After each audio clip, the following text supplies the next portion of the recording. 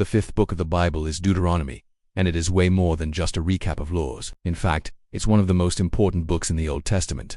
The name Deuteronomy literally means second law.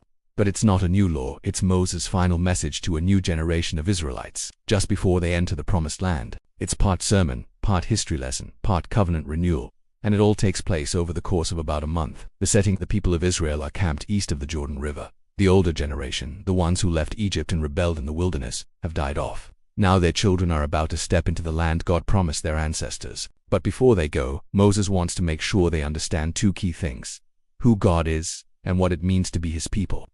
The book is structured around 3 speeches given by Moses.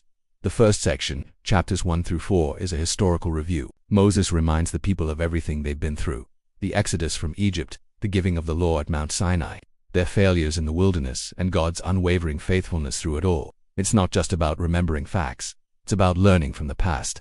Then in chapters 5 through 26, we get the heart of the book, a restating and explanation of God's law. Moses goes over the 10 Commandments again, but this time with more detail and emphasis on the heart behind the law. He stresses that obedience isn't just about ritual, it's about love. In fact, one of the most famous verses in the Bible is right here, Deuteronomy 6-5. Love the Lord your God with all your heart, all your soul, and all your strength. Jesus himself called this the greatest commandment. Over and over, Moses tells the people, remember what God has done, remember His covenant, remember to teach your children. He warns them, don't forget God when life gets good in the Promised Land. Don't turn to idols. Don't become proud. Obedience brings blessing. Disobedience brings consequences. That theme builds toward a powerful moment in chapters 27 and 28, the blessings and curses. Moses commands the people to declare blessings on Mount Gerizim and curses on Mount Ebal. If they follow God's ways, they'll experience prosperity, peace, and protection. But if they turn away, they'll face famine, defeat, and exile. It's a vivid picture of the covenant relationship between God and His people, a relationship based on love, loyalty, and trust. Then in chapters 29 and 30, Moses leads the people in a covenant renewal ceremony. He says, I have set before you life and death, blessing and curse. Choose life. It's a plea from a leader who knows he won't be going with them, but he wants them to succeed. He urges them to choose faithfulness, not just for their own sake, but for future generations.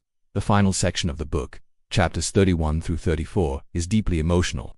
Moses appoints Joshua as the new leader, writes down the law, teaches a final song of warning and hope, and climbs Mount Nebo, where God shows him the Promised Land from a distance. And then, Moses dies. After leading Israel for 40 years, the humble servant of God finishes his race. The book ends with these powerful words: since then, no prophet has risen in Israel like Moses, whom the Lord knew face to face. So what's the message of Deuteronomy? At its core, it's a call to covenant loyalty. It reminds us that God wants more than religious ritual. He wants relationship.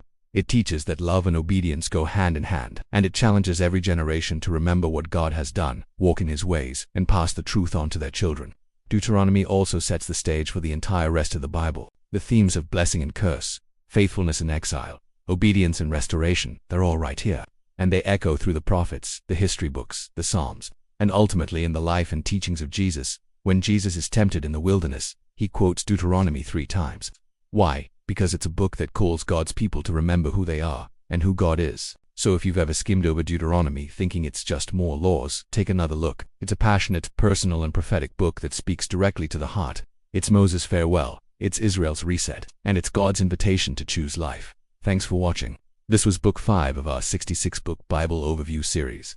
If you enjoyed it, make sure to like, comment, and subscribe. Next up, we enter the Promised Land in the book of Joshua. Don't miss it.